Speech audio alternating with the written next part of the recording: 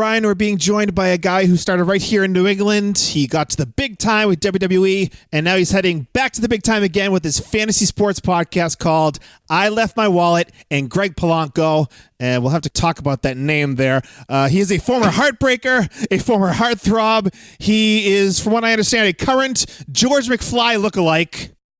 He is the promise, Antonio Thomas. Hello, Antonio. What's up? Thank you for having me on. How are you? I'm doing fabulous. That's tremendous. It's really good to have you here talking to you. And I know Brian is a big fantasy sports fan. I know that because he neglects our podcast in favor of going and doing drafts. I had 4 drafts in 4 nights. It's 1 week out of the year, Mike. Yeah, that week is very, very taxing. Pretty much everything else kind of halts. Like the rest of the world stops, and you have that hour and a half, 2 hours. If you have a live draft, maybe it's more, 6 hours. You get hammered. It's fun. It makes the next day at work a lot longer. But yeah, it's a very hectic week, Mike. You gotta understand this. He has no tolerance. He has no tolerance for it. Yeah, 4 days in a row. What the hell is going on there? I like the action, Mike. I like the action, buddy. You like the action. All right, well, we're going to get into some action here, some wrestling action. We'll talk a little fantasy sports too, but I want to really talk to Antonio about what's brought him to this point where he's doing his podcast. He's having famous wrestlers on, his buddies from his wrestling days. Well, he's still wrestling today, Antonio, but from OVW, from WWE, he's having them on his podcast. Let's look back though a little bit, and actually, I wanted to ask you, Brian, first. Do you remember when you first met our friend here, Antonio? Yeah, I think I first met him. He had just started for Chaotic Wrestling. I think this was around like Cold Fury 2. So I wasn't even quite on the roster yet, but that's when I first kind of met Antonio Thomas. We did go on to have a very brief feud, myself and Peter Malloy versus himself and another former WWE superstar, Ken Doan. So what was our name? The Rising? The Rising. we were managed by Sparkles. Oh God. Yes, that was a very, very brief. I think, did you have like one match as a team? We had one match as a team. It was in, I remember it. It was September of October 2003. You squashed me with you beat me with the Yokozuna. You just sat out on me, probably from like a sunset flip.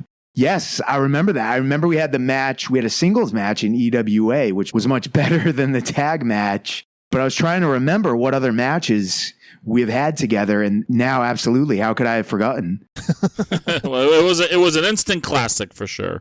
I remember, Brian, I think I was Handsome's first match at Chaotic. It was during a Dr. Tom camp, and I remember you sitting in the crowd. Am I correct? You are correct. And I remember I had no idea who you were, and I don't think we had met at the time. And Minnie is like, is that Buffet sitting in the crowd? Why is Buffet sitting in the front row? And I had no idea what the fuck he was talking about, but I think it was in reference to Brian Buffet. Yeah, I think that's exactly what it was in reference to. Oh boy! You know, we have another connection here. Your illustrious tag team partner is my storyline brother. That's right. You're the Rosellis in EWA lore, correct? Correct. Yeah, you definitely, in the early days, Antonio, got around the independents, let's say. I was an independent whore, yeah. Basically, I mean, especially with Chaotic Wrestling at that time, if you didn't go to the school, if you weren't one of their guys, you weren't really getting on a show. But they made an exception for you. You got a pass. I mean, you were getting booked just about everywhere. You talked about EWA, of course, also NECW, and then WFA for Steve Bradley. What do you think was the reason that you kind of broke all these boundaries and you got booked just about everywhere, like from day one? I'm glad you brought this up because, I mean, I started at Kowalski's. I took my first bumps under Mike Hollow. I started at Kowalski's for about 3 months in 2001. So I was there when Chris Nowinski was there, when John Walters was there, Wagner, Ken Doan was there, Aaron Stevens, Arch, all those guys. And then, I found out that Kevin Landry trained guys, and I found out that there was independent wrestling throughout New England, and looked into it, and it was a match for me, and it worked out to where I could train there, more than once or twice a week. But I kept in contact with Mike, and Mike said the door is always welcome. I paid my money up front. And once they transferred over to Chaotic, I would start going up to Chaotic.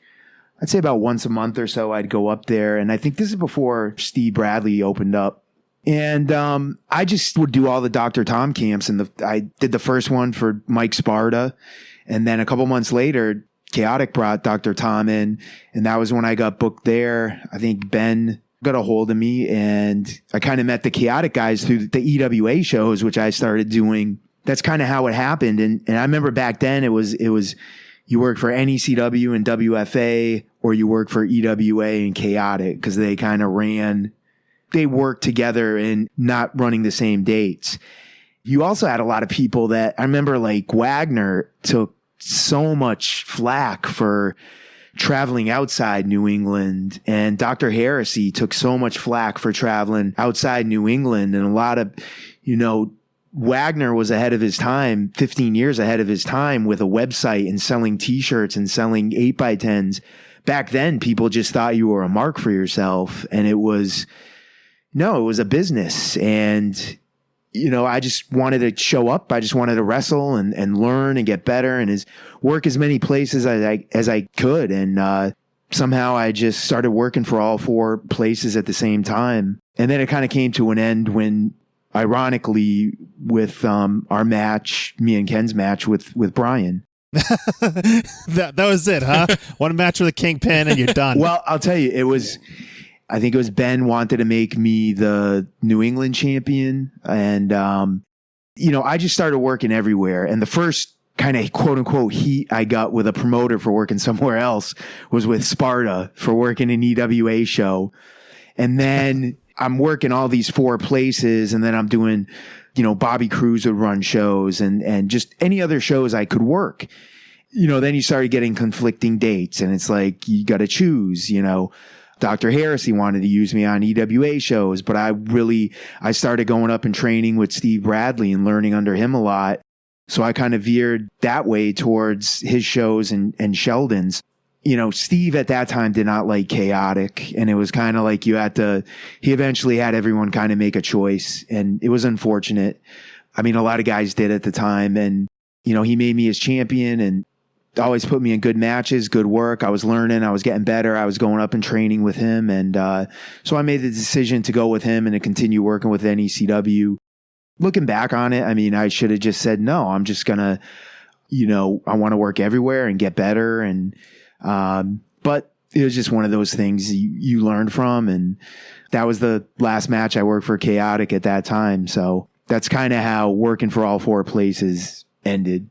Well, it's like George Costanza. You left on a high note. I left on a high note, man. You wrestled Brian Malonis and left on a high note. You have that match where you're like, I'm good. I could retire today and be fine with it. And that was the match. I was like, really, if I never wrestle again, I'm good. Is that because Sparkles was your manager? Exactly. I was just going to say that because Sparkles was my manager. Another casualty of the Chaotic WFA war.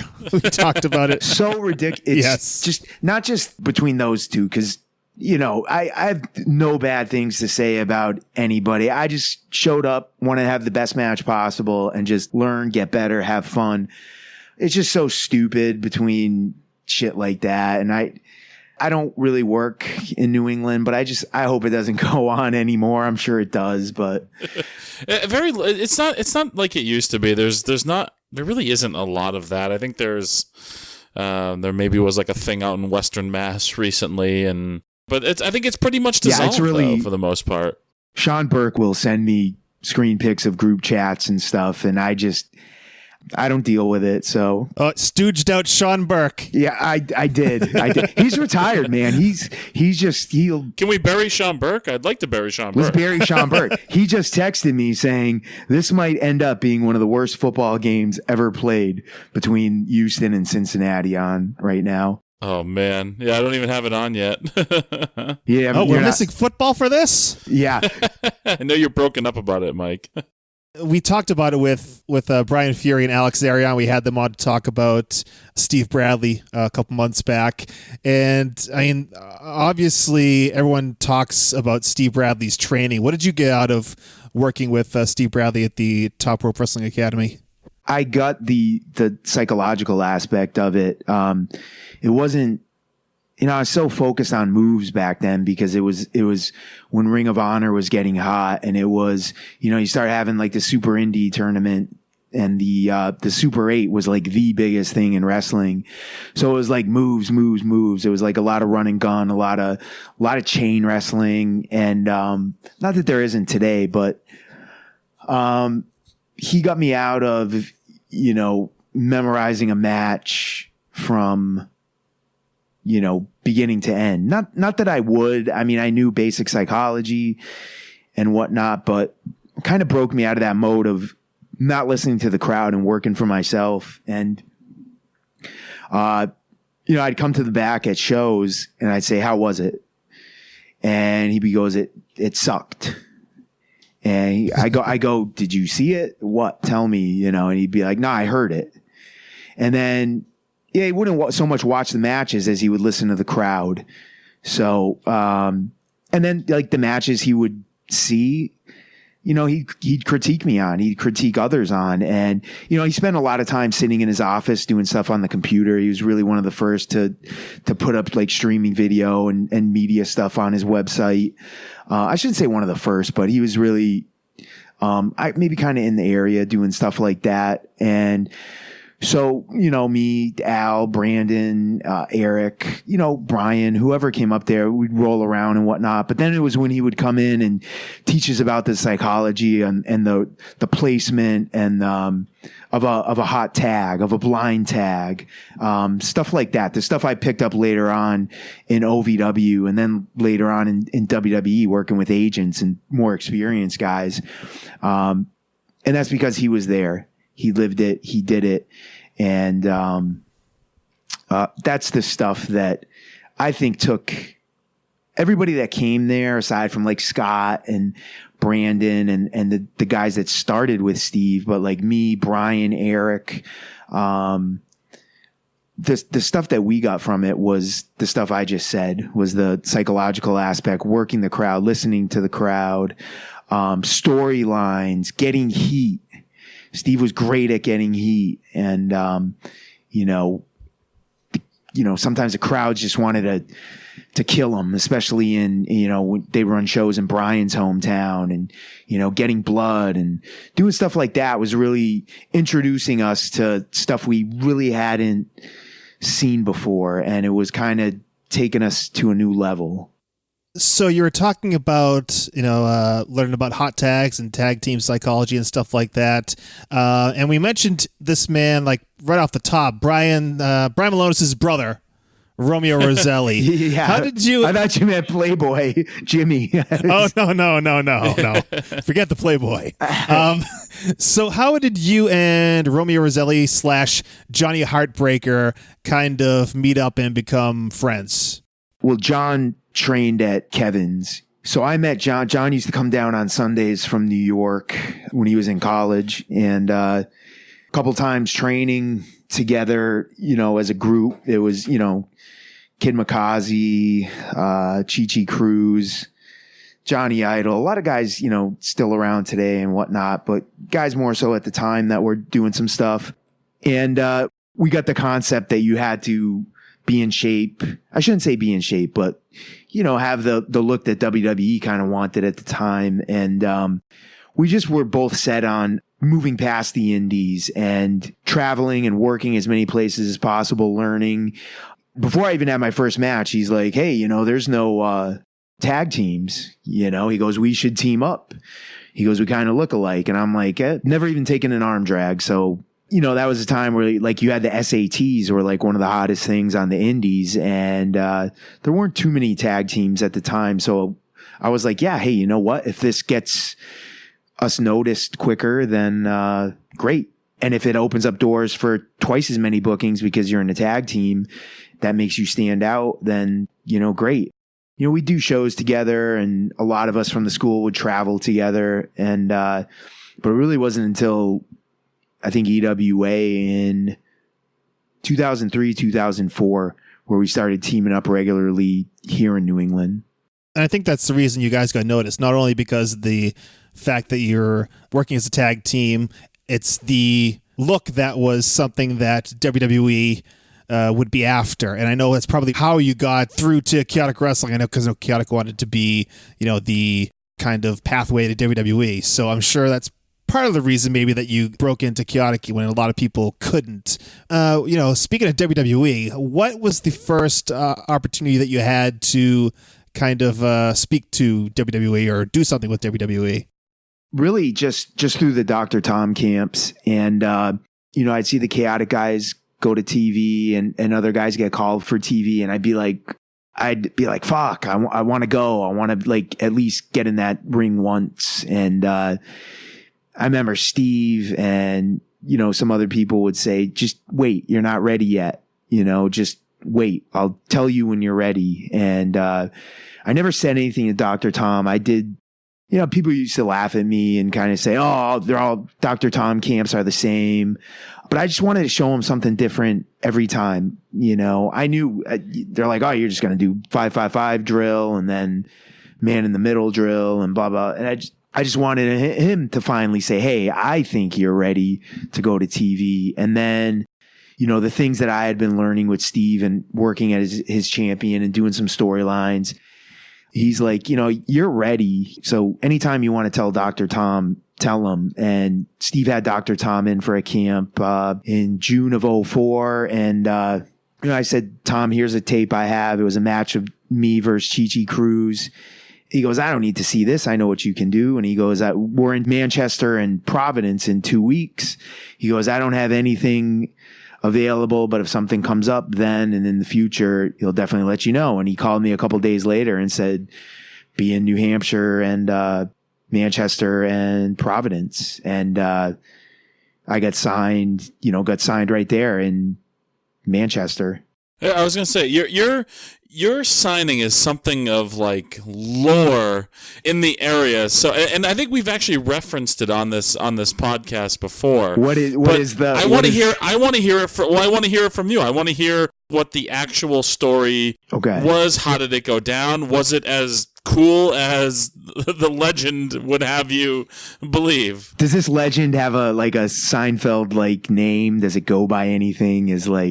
No, it's just that I was at this show. I was in the crowd, not backstage, but I think was you and somebody versus La Resistance? No, it was me and Walters in a singles. Oh, all right. La Resistance must have been on the show, and that's why that popped in my head. But yeah, the legend kind of is Vince McMahon never watches Darks. Right. Happened to watch this one for whatever reason and said, wow, look at this guy, sign him immediately. Yeah, part of that. I mean, that's ultimately what got me signed. But so Dr. Tom called me. I didn't have a job at the time. 2 weeks before then, I was doing some landscaping and I quit in the middle of the day. And I remember calling my dad, being like, Dad, what the fuck am I doing?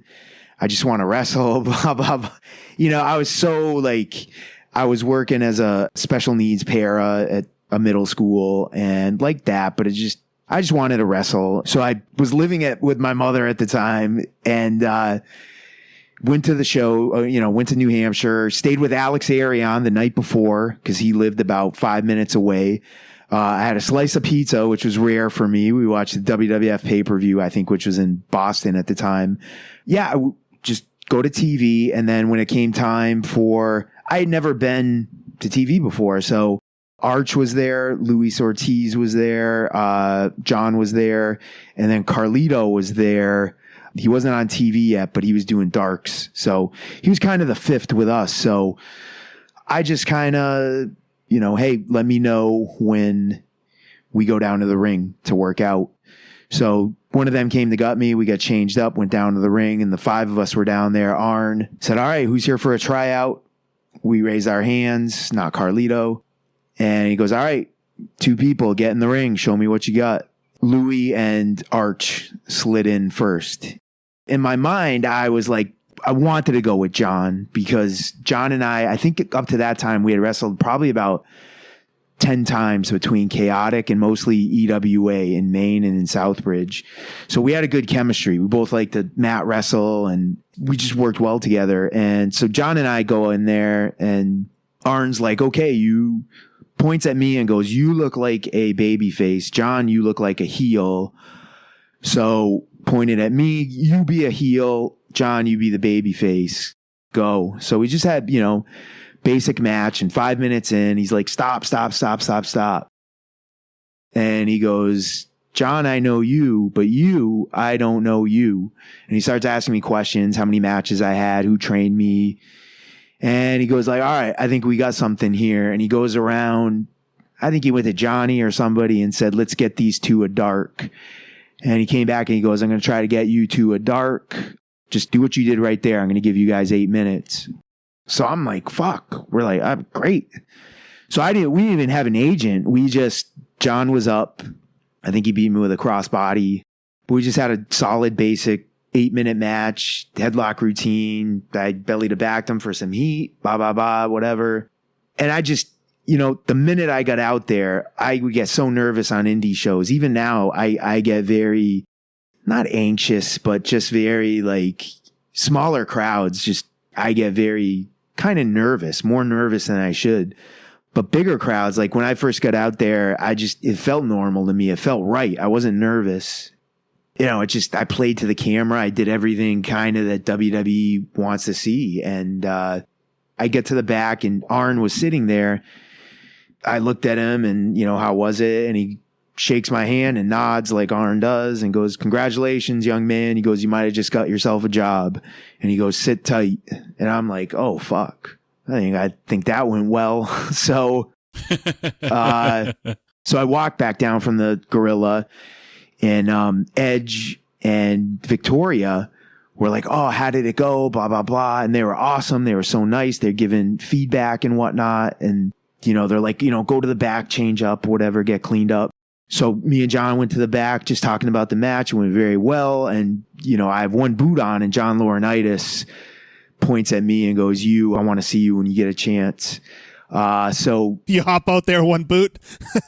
I hop up with one boot. Literally, oh, really? I just slipped the other one on and I just followed him, and he took me into a room with Jim Ross, who was smoking a cigar, and they just started asking me questions and blah, blah, blah, whatever. And he said what Brian said. He goes, Vince McMahon doesn't watch too many dark matches, but he saw yours and he saw something in you, and he said, sign this man, get him down to OVW as soon as possible.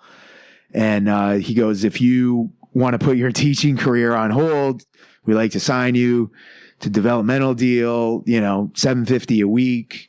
We'll give you this much money for moving expenses. I'm like, yeah, I'll put everything on hold. He took me right to one of the Hebners who did the payouts, and he said, this kid's now developmental now. Give him $500 for tonight plus an extra $500 because he's now contracted talent. So yeah, so I'm like, what the fuck's going on? And you almost look like somebody's ribbing you at this point. Or yeah, like... I'm like, oh my God. So I'm like, I just go back out and watch the rest of the show, and Edge is asking me how it went, and I go, I got signed. And he's like, really? He's like, that's fucking awesome. And he's like talking to me for like, this guy's like got a match on Raw, and he's talking to me for like 20 minutes. And he goes, you'll love Lance and OVW and blah, blah, blah. And just giving me all sorts of advice. And I was like, what is going on here? And I'm like, I almost didn't want to go to TV the next day because I didn't want to fuck up and get like, I was afraid. I was just, can I sign the contract now? I was like, I don't want to get this taken away from me. Did they have you put like pen to paper on anything, or was it just like a verbal agreement? No, not yet. It was verbal. And I was like, oh my God, they're going to take it away. And like, I was so fucking nervous. And I remember that night I drove Steve called me, asked me how it goes. And I go, I think it went okay. I go, are you at the school? He's like, yeah, come by. So I went by and told him. I remember him giving me like the biggest fucking hug, and Alex was there too. And I was just so happy, and obviously, and then Providence was the next day. And so I go to Providence, and like a couple guys are like, you go there, shake people's hands, blah, blah, blah. Hey, how you doing? I'm Tom. And cause it's SmackDown, it's a different roster. And so like people are looking me up and down, like, oh, okay. Hey, how you doing? And like Johnny the Bull's like looking me up and down. He's like, oh, you're the new kid. And I'm like, I just got signed last night, so I don't know what the fuck's going on here. But, they have the talent meeting for the first talent meeting when they go to wearing business casual. So Laurinaitis gets me and says, hey, you're talent. Come on, why don't you come to the talent meeting? And I'm just standing there in the back with Mickey James because I knew her from a couple shows. I'm like, what is going on here? And there's Vince McMahon talking about, why we should dress up, and how Buddy Rogers was always dressed to the nines and he wants everyone in suits. And yeah, I'm just like, get me out of here. Give me the contract. I just want to sign it. So, and when I walked in that day, Laurinaitis was like, what's up, Thomas? How you doing? You got a dark match tonight with Funaki. So they already had it kind of planned, and it got changed around like 5 times. I was supposed to get squashed by Heidenreich on SmackDown, and I was like, fuck. I was like, I'm already like, no. And then I was supposed to have a match. Then I was going to have a match with Carlito. Then I was going to have a match with Arch. And then it got changed finally back to me with Funaki. And I was like, whew, all right, it went great. Good. Get me out of here. And then I remember getting to the back, and Bill DeMott was like, oh, hey, man, nice to meet you. Looking forward to seeing you in OVW. Little did I know it was going to be like a fucking boot camp when I first got there. But yeah, that's the long and the short of it. That's incredible. After all these years, I figured, I'd heard the story a million times, and I'm like, there's got to be more to it. But no, it really is. Vince McMahon saw something special and said, sign this guy. That's pretty incredible. That's incredible. And that's why, like, I'll go into some stuff, man, that if you want, that like never was told to me, but was never.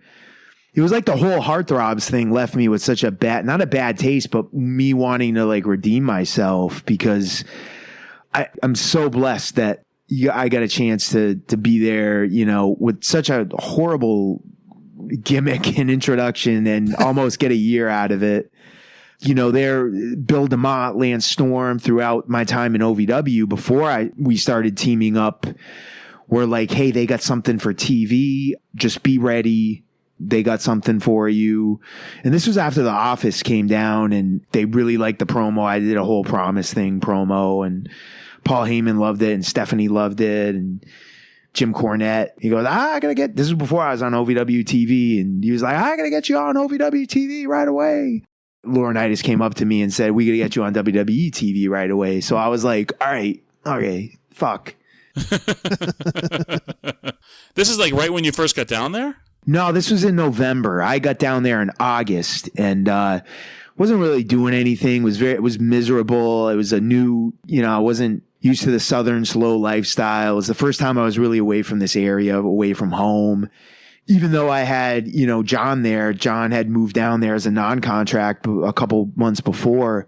It was just, everything was so new to me. I felt everyone in OVW at that time was kind of an established indie worker, or like a Kevin Ferdig, signed through WWE, but had been in Memphis, had been in Puerto Rico, had been there like 3, 4, 5 years already.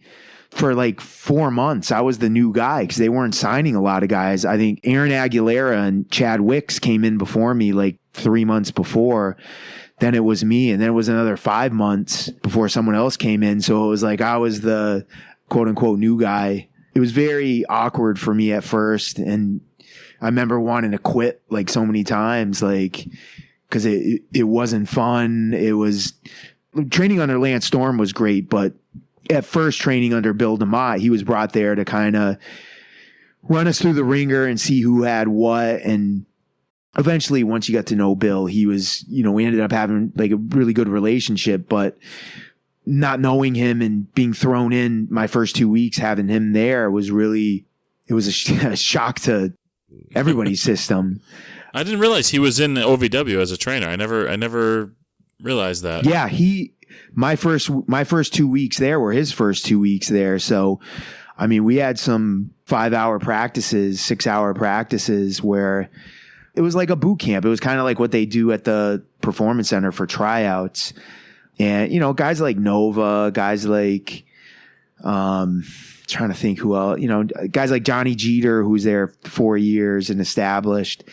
I don't think they really needed that at the time. And I don't think a lot of guys needed that at the time, but it was, you know, he had that drill sergeant. That was his role at the time. So, you know, I figured in November and December, they started telling me that, you know, I had something come back from Christmas break. I had some injuries, tore my hip muscle and was on and off the shelf and never, you know, hadn't started on OVW TV yet. And at that time, we, you know, earlier in October, I think September, when John and I went to Jim Cornette to approach him about teaming together, and he didn't want to do it. He wanted me as a baby and he wanted John as a heel.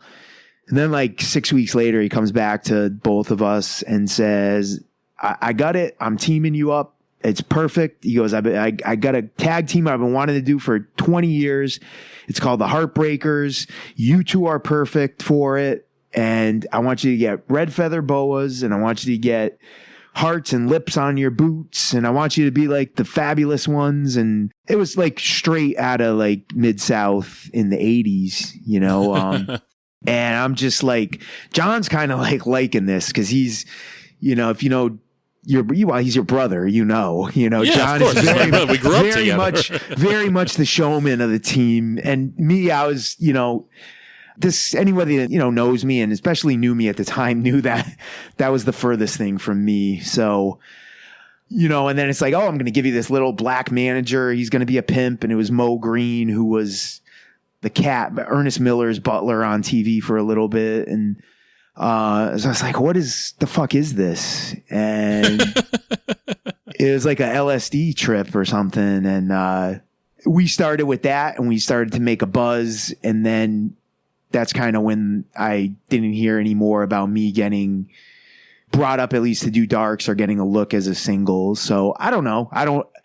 You always wonder what if, but, things happen for a reason. And the stuff in OVW was great. It was different. It was fun. It was never me. I never felt comfortable really.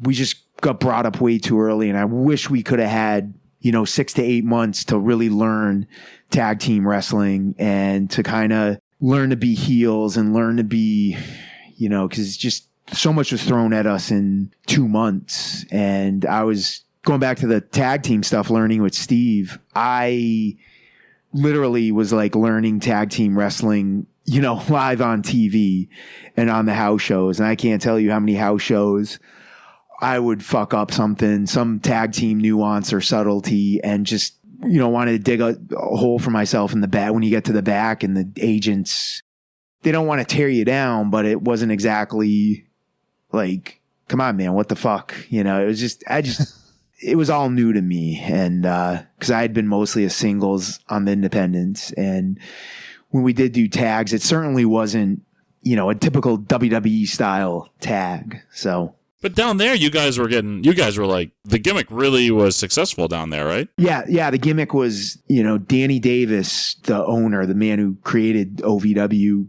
said it was the most overact ever. I mean, we had, you know, teenage boys and 10-year-old, 12-year-old boys dressing up in feather boas and like pink headbands and all this stupid shit. And it was crazy. It was ridiculous. And it was so great at the time because like it was so different and we were learning, but there wasn't a connection between the office and between what Jimmy wanted to do with us. Jimmy saw us as gay and we kind of saw ourselves as the Night at the Roxbury, and it just took on this life of its own as, you know, he would give us these, you know, spots to do and, you know, all the, you know, midget spots and grabbing asses spots and thumbs up the ass spots and stuff like that. And it, you know, and it's like, fuck, man, what the fuck?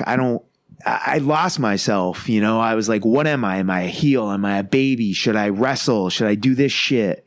And then on top of that, I got to learn to wrestle tag team. 2 weeks we're heels. Then we're tweeners because the fans like us. And then we're full blown babies. And then, oh yeah, like 3 days notice. Hey, you're getting called up and you're going to debut in Madison Square Garden. So it was a whole lot of shit heaped upon, you know, it all happened so quick. And yeah, I'm a grown man at the time, but we were prepared. We're as prepared as possible that, hey, we could get called up, but we didn't think it was going to be that way. And we didn't know that there was going to be no, well, hey, what do you want us to be? What's our name going to be? Are we doing the gimmick? Are we not doing the gimmick? And we didn't find out anything until Tommy Dreamer helped facilitate us as much as possible. And he was awesome. And he was on the phone with us so much the weekend before we got called up and just helping us. And, you know, there were a couple writers that called us too, but it was, what are we doing? We didn't even know what we were doing. And we were doing something with Regal and Tajiri. And it's like, what's our name? We threw them a whole bunch of names for teams. One of them was the Metro Men, which was, yeah, one of them was the Metro Man. Cause I was like, fuck man, I fucking love that gimmick. And that fits me. This doesn't fit me. But it was like, hey man, do you want us to be like ourselves on the indies? Like arrogant pretty boy pricks? Do you want us to be the fucking OVW shit? And are we heels? Are we babies? What? So we didn't really know much until we got to the arena that day. So were you trying to use this opportunity to change the gimmick, or you just weren't aware of what they wanted the gimmick to be when you debuted on TV? We weren't aware of what they wanted, and the gimmick was so over with all the boys, because it popped the boys at the monitor. It was over in OVW, but that wasn't what they envisioned. And looking back on it, that wasn't what they envisioned, but we stuck with it because we thought that was what worked. Let's go with it. That's what got us noticed. And, you know, the office came down the week before to look at everyone in OVW. So they knew what we were in OVW. So it wasn't, you know, Arn went to bat for me, and Arn was, you know, anytime we would go to TV, Arn always took the time to talk with me and take time with me if I was in the ring. And I felt like I was Arn's boy, and I was such a huge Arn and Tully fan. And I almost felt like, fuck, I'm letting this guy down because this is not what he envisioned when, you know, he went to bat for me. And I know he went to bat for Shelton and Charlie Haas at the time. And he told me Trevor Murdoch was a guy. He went to bat for me. And I was like, fuck, man, those are some great workers. And I want to be in that category. And I just wanted to come back to Gorilla and get the thumbs up and like have the agents pat you on your back and say, fucking great match, good match. That was you guys can work. And sometimes we would get that, but it was more like the gimmick got in the way. Once we started clicking, you know, 3-4 months in and just kind of said, fuck it. And just kind of had an ultimatum for us to start calling matches and not taking so much standing up for ourselves. Things started to click. But at that point, I think once we debuted, I think whatever powers that be that saw us that our debut, we're just like, nah, this isn't it. This isn't what we envisioned. And they could have yanked us right then and there and said, nah, this is what we don't want to work. But they saw something in us and wanted to work with us. And it just were always paddling upstream, running uphill, it seemed. Were you ever kind of directly told what they wanted in terms of the gimmick? Or like, did they say, we don't want you to do the effeminate stuff, we don't want you to be like you were in OVW? Or yeah, we were going to be heels. We were going to be heels, but it just didn't sink into us at the time. I think that like no one ever said like, hey, just stop with the boas, stop with like, they love the end, like people love the entrance, but where we got lost was like, keep the entrance, but when it comes time to get in the ring, you need to get your heat. And we didn't do that. We didn't stand up for ourselves. We'd get beat up in the shine. We'd get a little bit of heat on TV, and then we get a comeback and we lose. And on the house shows, we had more time to work, and we could work 10, 15, 20 minutes. And then we could kind of do that on Sunday Night Heat as well. And actually the Sunday Night Heat and the house shows is where we really kind of learned how to work and whatnot, and work at the WWE level. And I don't know, I kind of slowly changed the gimmick myself. I ditched the boas and went with a more, I remember like Malibu's Most Wanted kind of came out at the time, and like Kevin Federline was popular. And so I was kind of like, I'm going to do this because this kind of, I'm just going to start wearing like fake bling. And I went with like vests and like all the outfits we had, I came up with, and my mom made them. And I just kind of like, I try to deviate as much as I could from the original gimmick, and nothing ever clicked. And it was, you know, first impressions are everything. So, you know, I think we debuted on Raw at MSG, and then we're on Heat for like 5 weeks.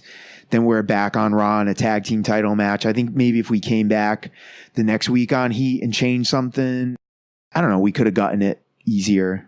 So it sounds like you kind of felt like you're on a runaway train here with this whole thing. Was it almost a relief when the release came in 2006? Yeah. You know, it's weird because like I remember like a couple weeks after we got called up, we would just want to cut promos because that was our strength, our character and personality. I remember Vince watching one of our promos backstage, and like Jericho and Christian watching them and loving our promos and shit. And Vince coming up to us and saying, "Oh, you boys are making quite the stir. You know, you got the entrance and you got the promos. You know, just got to get that in-ring work down." And it was like, so we'd show up early to how all the house shows and get in the ring with the agents and walk through stuff. And, you know, so we were trying. It's just, you can't teach experience, and you can't.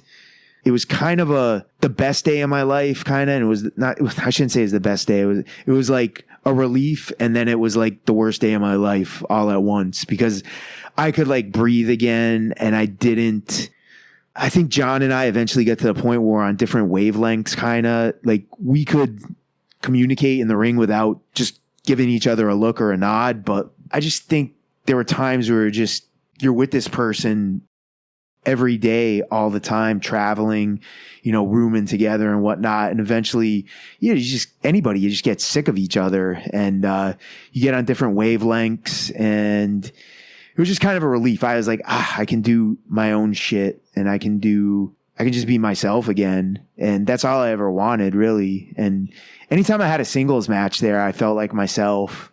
I hate saying that, and it's not a slight on John, and I'm sure John would say the same thing, but it was kind of a relief that I think he could go do his thing, I could go do my thing, and then, you know what, we can also do the tag thing, but kind of like, oh shit, be ourselves, be what we were in EWA and what we were, you know, on the indies. So you ditched the feather boa and the headbands, and you were back on the indies. You were Antonio the Promise Thomas again, and you were all over the place working the independents. You even did like 6 tours of Japan for All Japan Pro Wrestling. But lately, the Promise Antonio Thomas hasn't been the one going out and doing wrestling shows. It's someone else by the name of Thomas Santell. Am I correct? Yeah, it's a guy I know that resembles me, but it's not Antonio the Promise Thomas, because as much as I wanted to, when I got released, as much as I wanted to be on my own, being, you know, the Promise and whatnot, it took me almost a decade to find something that fit and felt natural to me. I was always changing up my gear, my look. What is going to be something that feels right? That is my shtick. And it's like when you guys came to me in Chaotic in 2007 with the Blowout Boy thing, it wasn't the Heart Throbs, but it was Jersey Shore was big at the time. So it was like, okay, oh great, I can not be myself and I can do this thing, and I can be myself, but it's a persona that I can, you know, I don't have to walk through the curtain and be like, oh, here I am, dude, in like boots and tights. So that's how I kind of felt until I was doing a show for Big Time Wrestling in Glens Falls, New York. And because of my hair, fans started chanting George McFly. And the previous 2 years before then, I'd just been kind of getting burnt out on wrestling. And, you know, I was doing stuff the previous 4 years here and there for Ring of Honor when they're in the area, doing like the Top Prospect tournament, doing some TV tapings, whatnot, but nothing concrete. There was nothing about me that stood out. I would try the cornrows. I would try different gear, but nothing that felt right, that connected with the crowd, I think. And fans on shows just started chanting George McFly. And not to bring this idiot's name up again, but Sean Burke was like, oh dude, Jesus. He's like a big Back to the Future fan. And Steve Perkins. Who isn't? Yeah, Steve Perkins, the promoter of Big Time Wrestling, is a fucking ridiculous Back to the Future fan. And he goes, this is what I've been telling you. He goes, you got to be George McFly. You got to be George McFly. They chant George McFly. And I'm like, I don't want to do that. Like, what the fuck? And then my best friend was like, he just watches a movie every day. Just movies are his life. And he goes, dude, just fucking go with it. Stop trying to be like super serious, like technical wrestler. And he goes, just fucking go with it. And that December, I was in Vancouver for ECCW, and I brought, you know, some vintage trunks and didn't wear knee pads, and I had like a varsity vest. And I said, telling my friend, I was like, should I try this? I was like, fuck it, I'm going to try it. And I was like, should I wear the glasses? And he's like, well, if you're going to wear it, go with it all. So I was like, I put on the glasses and I went up to, I think Singh Brothers were on the show, the Bollywood Boys at the time. There were a couple other guys, like Nicole Matthews was on the show, and they're like, oh man, you look like George McFly, blah, blah, blah. So I went up to the promoter and I said, you know, you billed me as this, but he knew I didn't do the heartthrob thing bullshit. And I was like, you know, I kind of want to try this George McFly thing. How do I look with the glasses? And he's like, he just had like this crazy, his like scared look on his face. He's like, holy shit. Yes. Glasses. You need the glasses. So I'm like, can I change my music right now? He's like, what? I was like, Earth Angel. And he's like, fucking perfect. And so. Was it the version sung by Marvin Berry and the Starlighters? yeah. Marvin Berry and the Starlighters. Yeah. So I came out to that, and it's a very like hipster Vancouver kind of crowd. Kind of, Brian, I don't know if I've never done a Beyond show yet, but I'm guessing I don't want to say it's a hipster crowd, but it's a very like 20-something, 30-something crowd. Would that be correct? Yeah. Exactly. This is a very similar crowd. And so fans are like, what the fuck? What's going on here? And blah, blah, blah. And, you know, I went out to shake my opponent's hand, and right away I pulled him in for a Saitoplex and just flipped the script right there. And all of a sudden, like, everybody just popped. And like right then and there, I felt so awkward coming out as George McFly and tripping on the second rope when I get in the ring. But then, you know, flipping the script once the match comes on, it popped everybody. And every time I've done it since for a new audience, it gets the same reaction, and it's fun. And it's the first time I felt comfortable, and it's fun. Like, wrestling is fun. And I have at 40 years old, have a second win. And I'm like, oh my God. I feel honestly like what I said, like I missed out on so much where I was doing the heartthrob thing, and I kind of felt like I have unfinished business. It's like, okay, this 16 years in, I've been around the world. I've done everything.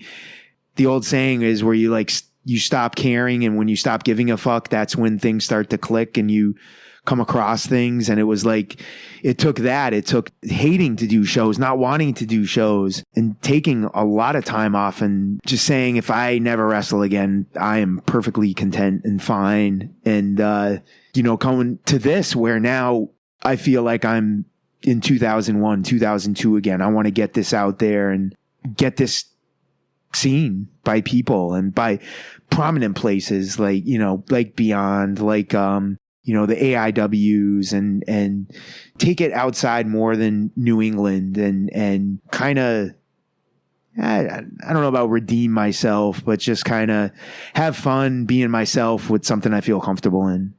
Well, I don't think you'll feel like you're done until you wrestle Brian Malonis again. No, come on.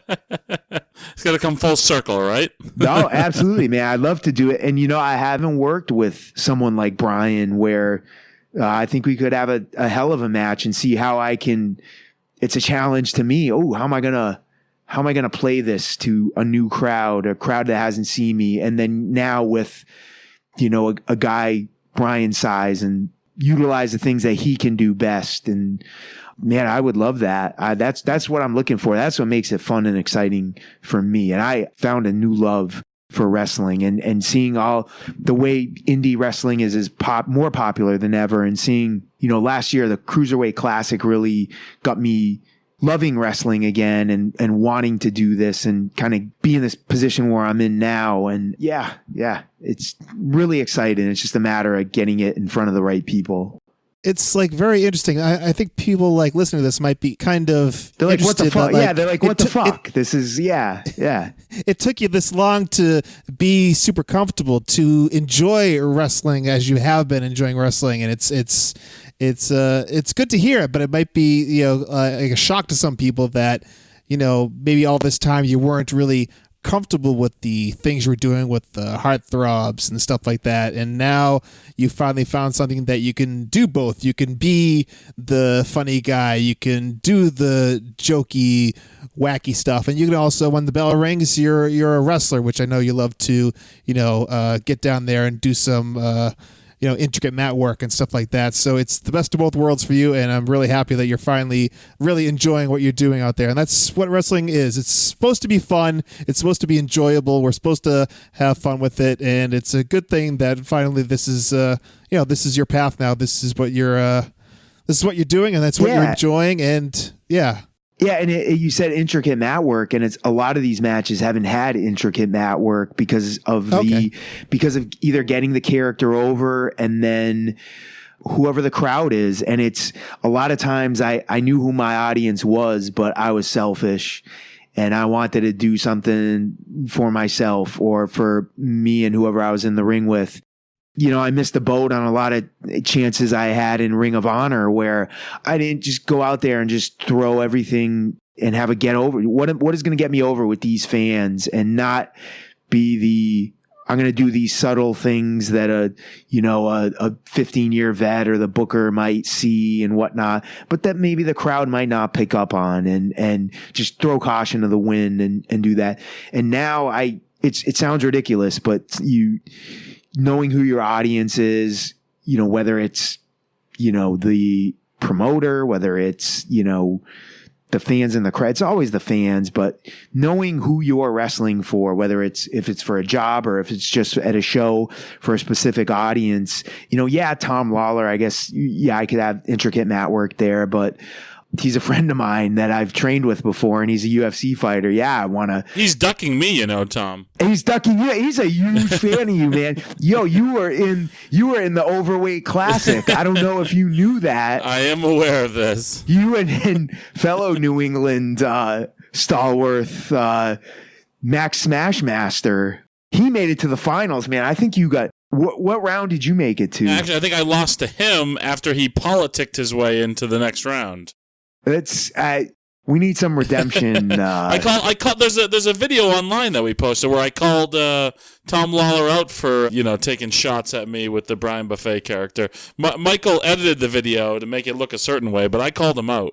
You got to get in the ring we all got to get in the ring with each other at separate points, and you definitely need to get in the ring with him and just hash things out, man. Max Smashmaster's a great guy, but you got fucking politics, man, rearing their ugly head.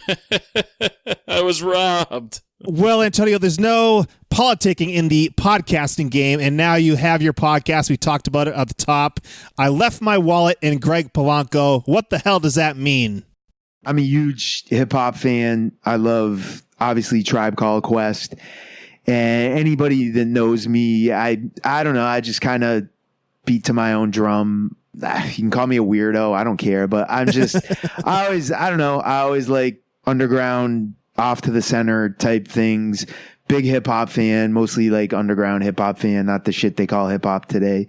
But anyway, yeah, Gregory Polanco, one of my favorite fantasy baseball players. So I'm like, I named that my team at one point last year. My National League only team was I Left My Wallet and Greg Polanco. And it's just exactly the reaction you had, like, what the fuck is up with that name? That's what I want. Because it's like wrestling now. It's my thing. It's my bit of quirkiness and my personality. And it gets to, I play some hip hop songs in between breaks and whatnot. And I get to talk mixed sports and wrestling, the two loves of my life. There's so many wrestling podcasts out there and there's so many sports podcasts out there, but there was really not a wrestling podcast that talked about sports and specifically fantasy sports. And just through the years, knowing, becoming friends with a Tommy Dreamer and a Matt Stryker and guys like that, and Aaron Aguilera, guys that I've known for 13, 14 years, always talking fantasy sports with them, being in fantasy sports leagues with them. I was like, I want to talk with these guys about fantasy sports, and just, it's super, super niche, but I don't care. I'm not in it to make money. And yeah, I'd love to be Brendan Schaub and like skyrocket to where I transition from one career to being just a full-time podcast personality, but everyone has those aspirations. But it's just fun. It's something different. And I get to talk to my buddies I've met through wrestling and, so many fantasy sports leagues, football, baseball, basketball, with other wrestlers. So I was like, let's talk about it. Yeah, I can't wait to come on this coming week. Yes, we're going to review the week 2 games. We're going to talk about the Pittsburgh Steelers. We'll shoot the shit. It's not, it's not interview. It's not an interview. It's just shooting the shit about sports and whatever, and take in things and see what works. And you guys know it's always a work in progress, just like in wrestling. But it's all about having fun with it, and I have fun with it. So how can people take part in the big I Left My Wallet and Greg Polanco / wrestling podcast about nothing crossover week? Where can they find your podcast, and where can they find you online? They can find the podcast on Instagram, Left My Wallet 23. They can find me on Twitter at Promise Thomas. You can find Thomas Santell at Twitter and at Instagram at Retro Grappler. That's at Retro Grappler.